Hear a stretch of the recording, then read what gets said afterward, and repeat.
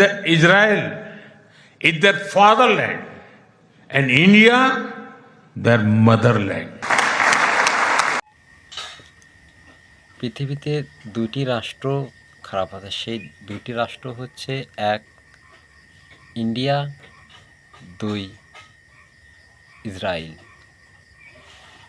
ইসরায়েলকে অনুসরণ করে ইন্ডিয়া। এখন ইন্ডিয়াকে পরিচালনা করে নরেন্দ্র মোদী। তিনি বিভিন্নভাবে স্বৈরাচারী পন্থায় ক্ষমতায় এসেছেন।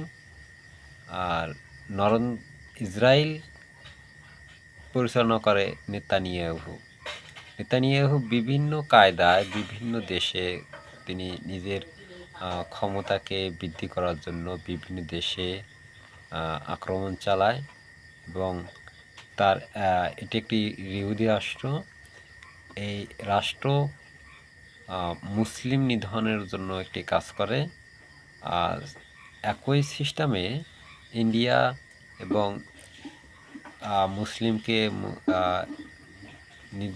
ধ্বংস করার জন্য কাজ করে। নরেন্দ্র মোদী নেতানিয়াহুর স্টাইলে ইন্ডিয়াকে পরিচালনা করে। নরেন্দ্র মোদী একটি সফরে বলেছিলেন যে India is my motherland and Israel is my fatherland. তার মানে ইন্ডিয়া হচ্ছে তার মাতৃভূমি, জন্মভূমি, মায়ের মতন, আর